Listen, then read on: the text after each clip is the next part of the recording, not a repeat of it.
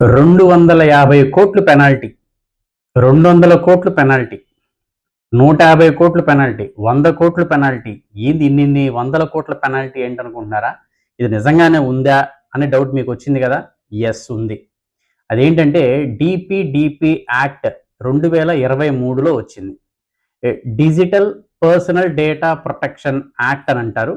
Act అయితే 2023లో వచ్చింది. దానికి సంబంధించిన రూల్స్ అన్నీ పోయిన నెల నవంబర్ 2025లో వచ్చింది. దీన్ని అమల్లోకి అయితే గనక మే 2027కి కంపెనీలు సిద్ధమవ్వాలని చెప్పని గవర్నమెంట్ చెప్పింది. అసలు ఏంటి యాక్ట్ అంటే, ఇవాళ మీరు ఏ యాప్స్ డౌన్లోడ్ చేసినా ఆ యాప్స్ వాళ్ళు మన పేరు, మన ఫోన్ నంబరు, మన మెయిల్ ఐడి, కొంతమంది అయితే మన పాన్ నంబరు, ఆధార్ నంబరు అన్నీ తీసుకుంటున్నారు.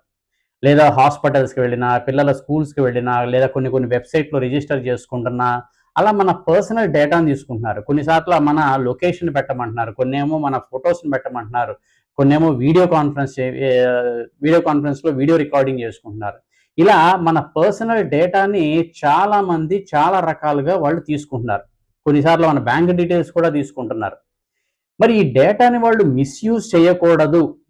ఆ డేటా అది మన హక్కు. మనం వాళ్ళకి ఎందుకైతే ఇస్తున్నామో వాళ్ళు ఆ డేటాని అందుకే వాడాలి. ఇంక దానికి మించి వేరే దానికి వాడటానికి వీల్లేదు అని గవర్నింగ్ రూల్స్ డిఫైన్ చేస్తున్న యాక్ట్ ఈ డీపీడీపీ యాక్ట్.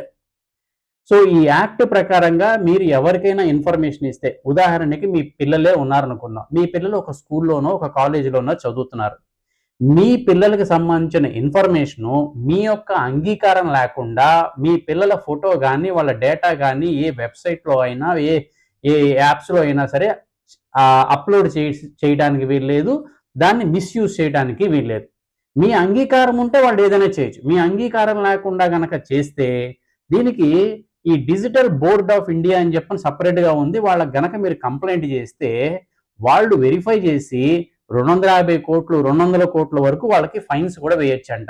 అది ఏ యాప్ కంపెనీకైనా, లేదంటే గనుక ఒక స్కూల్‌కైనా, ఒక హాస్పిటల్‌కైనా, ఒక హోటల్‌కైనా, ఎవరికైనా సరే.